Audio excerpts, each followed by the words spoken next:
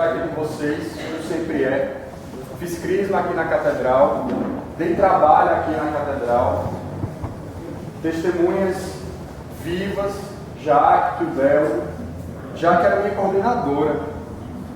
E desde então eu comecei a acreditar que Deus pode fazer qualquer coisa, porque ela aguentou a minha turma, que não era das melhores e das mais fáceis, e está ali, inteirinha, feliz, continua na crisma. Uma grande provação, talvez, tenha sido nossa turma. Mas o fato é que é sempre uma alegria muito grande estar aqui, porque eu tenho e sinto ter uma dívida de gratidão.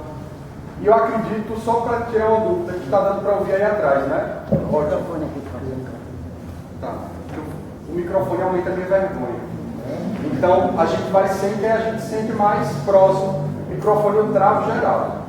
Mas a verdade é que é sempre uma alegria grande, porque a gente sente que devolve aquilo que um dia a gente recebeu.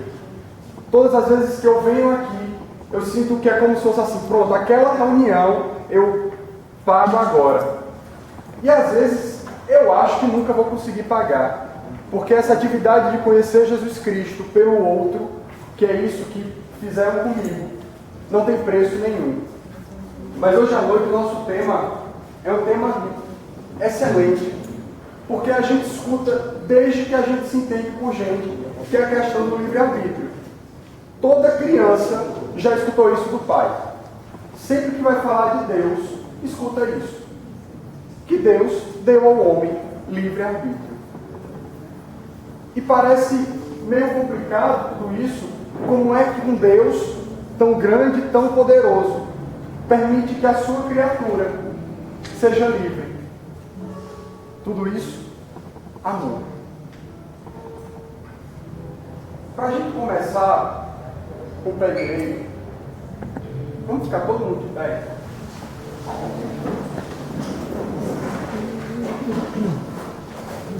Vamos pedir a Deus que nos abençoe nessa noite, nos conduza.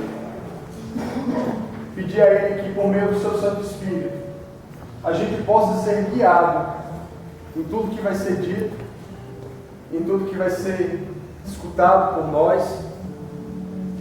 Peço pessoalmente por mim, que Deus faça no meu coração aquilo que precisa ser feito. E que você peça por você também, que Ele possa encontrar no seu coração um coração aberto, um coração disposto, um coração que não importa quanto tempo já tenha caminhado. Eu vinha rezando e pensando sobre isso. Tem pessoas aqui que têm 20 anos de caminhada, 30 anos de caminhada, e é preciso dizer sempre, não importa o tempo que for, a gente precisa buscar no nosso coração, sempre, uma nova razão para se apaixonar por Jesus Cristo. Não é buscar um novo amor, não é buscar um novo Jesus Cristo, mas é buscar novas razões em nós para se apaixonar por Jesus Cristo. Um Jesus Cristo que não muda, mas que parece sempre ter um jeito novo de nos tocar, ter um jeito novo de nos apaixonar, ter um jeito novo de dizer, fique comigo. Talvez aí esteja a grande beleza desse livre-arbítrio. Vamos colocar a mão no nosso coração? Pedir a Deus que envie esse Espírito Santo, para que possa abrir todos os caminhos, que possa derrubar todas as barreiras, que o Senhor possa encontrar aqui homens e mulheres abertos à sua ação e ao seu amor, dispostos a ouvir a sua palavra, a conhecer mais da sua verdade, que sempre nos ilumina, que sempre nos fortalece. Que você faça isso e acredite que nessa noite o Senhor me trouxe aqui não foi por acaso. O Senhor me trouxe porque você devia estar aqui. Talvez para ouvir uma leitura já conhecida, talvez para ouvir as mesmas palavras, mas para ser tocado pelo Senhor novamente. Que a gente possa soltar a nossa voz com essa canção, para que o Senhor nos conduza verdadeiramente. Quero mergulhar nas profundezas. Quero mergulhar nas profundezas.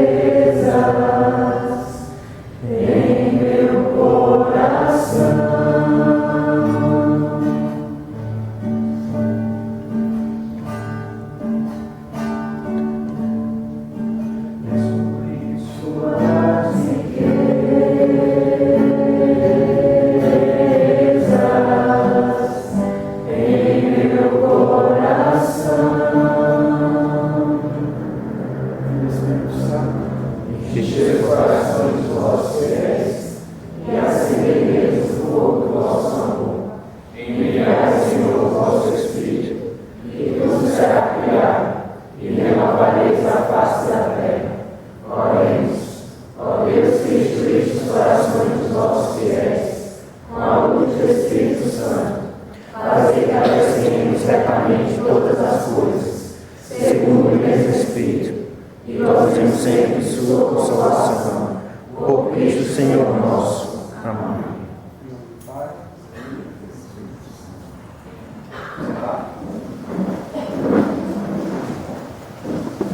Quando eu fazia quinta série, isso não é mentira,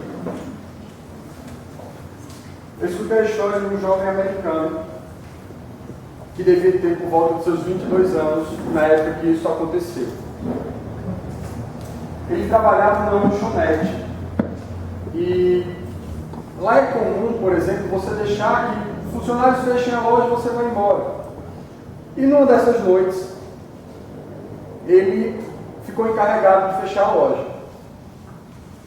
Houve uma tentativa de assalto, que ele acabou reagindo por nervosismo e recebeu 2 balas. Foi baleado 2 vezes. Recebeu 2 balas, na verdade, não implica grande risco, né? Eu podia ter dito, olha, segurei aqui essas 2. Mas, na verdade, ele atirou 2 vezes contra o cidadão. 2 tiros no estômago.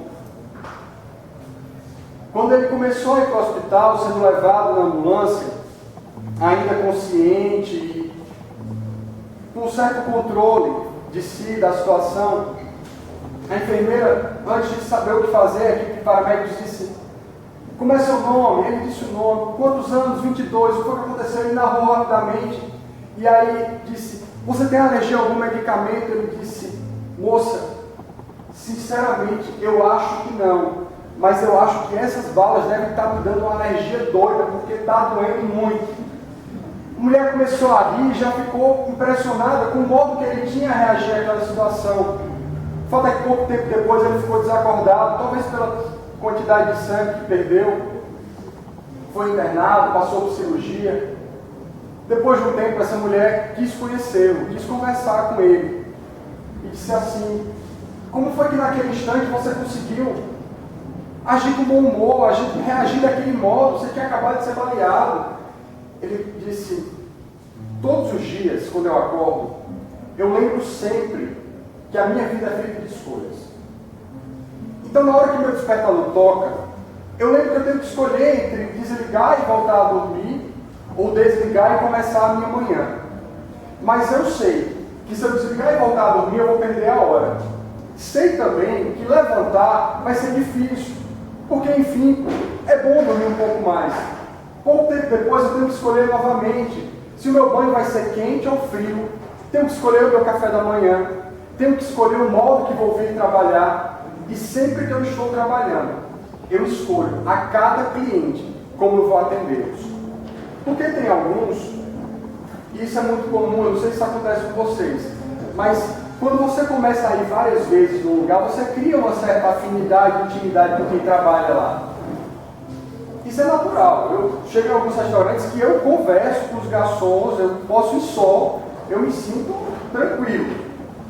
Mas ele disse isso: eu tenho que escolher como eu vou tratar aquelas pessoas. Eu posso ser calado com um, eu posso ser mais falante com o outro, eu posso ser mais simpático com o outro. Mas eu sei que a minha vida, o tempo inteiro, ela é feita de escolhas. E desde aquele tempo, eu vou ser sincero com vocês, eu não lembrei mais dessa história. E agora sou eu falando. Hoje à tarde, quando eu estava rezando para hoje à noite, lembrei disso que eu tinha lido há pelo menos 15 anos atrás. Porque essa talvez seja a história de cada um de nós. Todos os dias nós podemos fazer essas escolhas. Em um mundo em que muitas vezes somos escravos, esquecemos dessa liberdade que nos é dada. Porque a gente se deixa escravizar pelos nossos sentimentos, e comumente os piores. Comumente eu me deixo escravizar pela raiva que eu sinto de alguém, pela mágoa que eu sinto por alguém que causou algo em mim, algum fato que me desagradou. Muitas vezes as nossas escravidões são sempre dos piores sentimentos. das piores situações. Somos escravos de bebida, de droga, de prazer, de jogo, de falta de limites. Mas o fato é esse, que é raro e se torna louvável quando nós encontramos pessoas escravas de bondade, de amor. Gente, eu paro para pensar e partilho com vocês isso. A gente hoje se impressiona com pessoas boas. A gente assiste jornal e se depara, por exemplo, com mortes sequenciadas que não nos tocam mais. Não nos tocam mais. Percebam isso. Você escuta que morreram 15 num acidente, morreram 20 não sei aonde, morreu um bebê e tal, com a mesma naturalidade que dizem o número da Mega Sena. A gente não se choca mais com isso. Sabe o que é que choca? Um gari no interior de São Paulo encontrou uma mala por 150 mil reais e devolveu ao dono. E aí faz uma reportagem.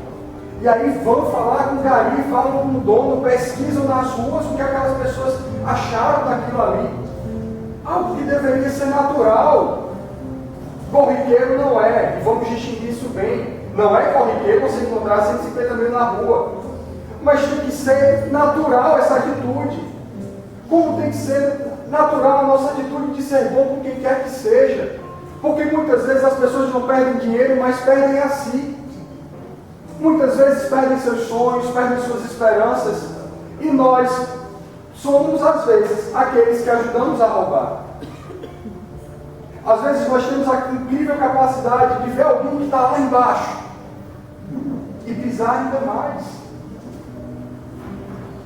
É duro falar isso, mas é preciso dizer tudo isso para que a gente lembre. Passa pela minha vontade, passa pela minha capacidade de dizer assim, vou fazer diferente.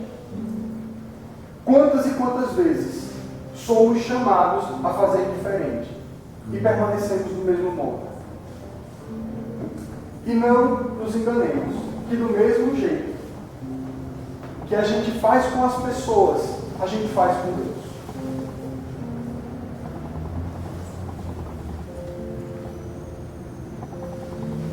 Para quem quiser anotar,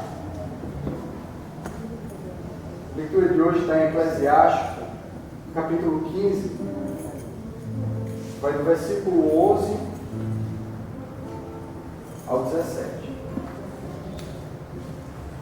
Não diga, eu me afastei por culpa do Senhor, porque Deus não faz aquilo que Ele próprio detesta. Não diga, foi Ele quem me fez desviar, porque Deus não tem necessidade de pecador.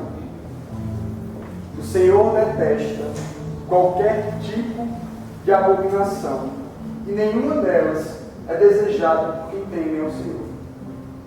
Desde o princípio, Deus criou o homem e o entregou ao poder de suas próprias decisões. Se você quiser, observará os mandamentos, e sua fidelidade vai depender da boa vontade que você mesmo tiver. Ele pôs você diante do fogo e da água, e você poderá estender a mão para aquilo que quiser. A vida e a morte estão diante dos homens, e a cada um será dado o que cada um escolher.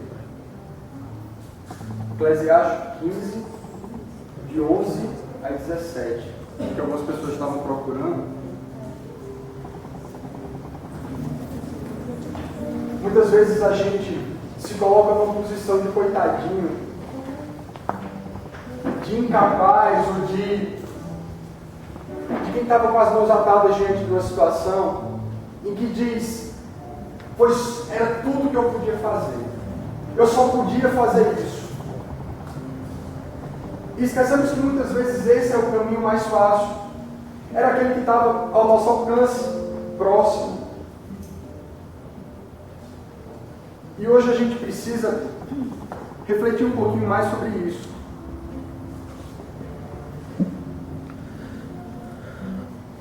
Tem um irmão nosso, esse final de semana estava lá em Monteiro,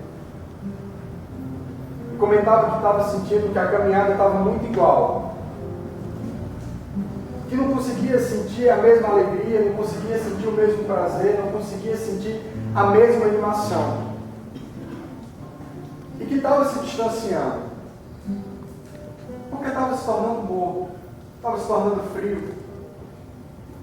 E isso lembra, muitas vezes, aquela velha história que eu acredito que vocês conhecem, da fogueira.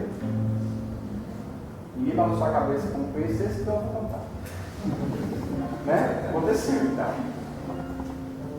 Todo mundo sabe, principalmente agora, acabou surgindo há pouco tempo, que se você acender uma fogueira, enquanto você deixar tudo juntinho, ela vai durar um bom tempo. A brasa vai estar ali bem vermelhinha, bem laranja, né? E todo mundo sabe que se você afastar uma daquelas brasas, depois de um tempo ela vai apagando, vai perdendo a força, vai perdendo o calor. Mas todo mundo sabe também que colocar aquela brasa de volta faz com que ela volte a queimar. Exatamente desse jeito somos nós. Muitas vezes nós somos levados a pensar que quando a vida aperta, quando tudo está difícil, é a hora que eu preciso me afastar de Deus. Porque eu preciso cuidar das minhas coisas. E é assim, é exatamente assim que a gente pensa. Olha, eu vou me distanciar da JC, eu vou me distanciar do grupo de oração, eu vou para a missa só os domingos, porque eu preciso cuidar das minhas coisas. Daí, vou rezar rapidinho no final do dia, porque eu preciso cuidar das minhas coisas, eu preciso de mais tempo.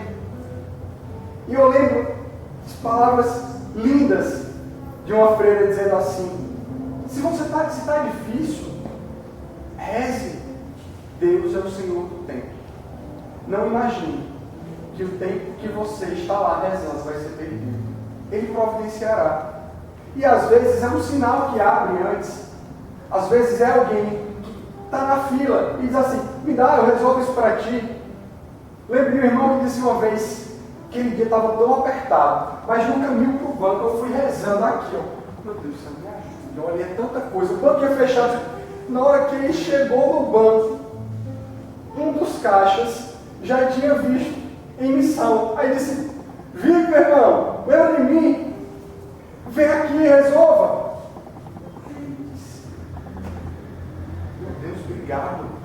Na mesma hora, gente, Deus ali agindo. E quantas vezes a gente fica nessa de ficar esperando grandes sinais? Mas sempre eu estou cuidando das minhas coisas. Deus, segura um pouco essa hora. E a verdade é essa. É sempre difícil caminhar. Todos nós sabemos disso. E todos nós sabemos o peso da nossa caminhada. Alguns enfrentam doenças, outros enfrentam problemas no casamento, outros problemas com seus pais, e por aí vai. E eu lembro que uma vez, frasezinha besta, mas que traduz essa verdade. O cara diz assim: os meus problemas são sempre os piores, porque acontecem comigo. A gente sabe o peso que a gente carrega. Mas a maior ilusão é a gente achar que a gente pode deixar Deus de lado e seguir sozinho. Aí você vai dizer: João,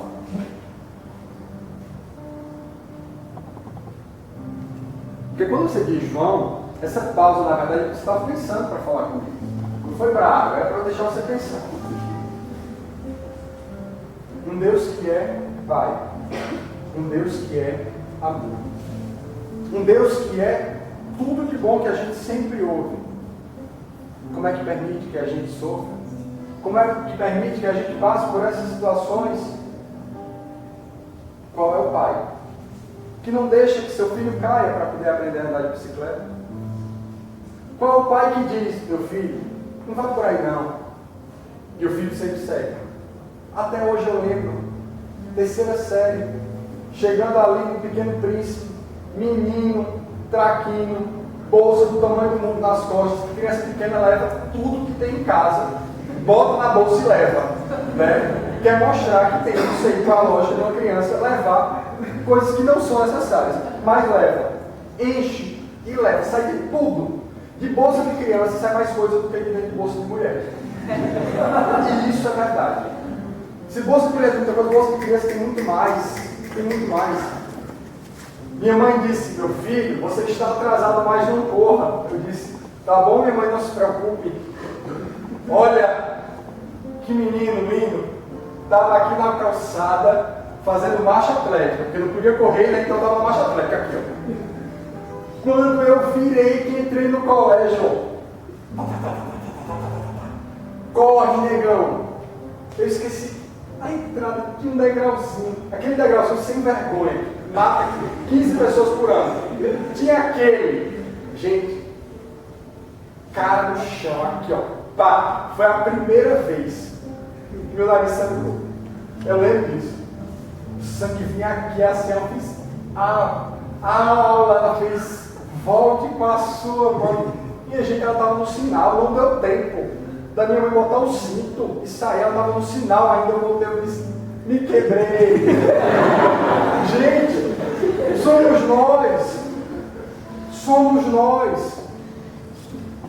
Celebramos, comungamos, e quando a gente sai da missa, se desvia, somos nós. Aí depois a gente quebra a cara, sangra o nariz e faz, mas mãe, como é que você deixou?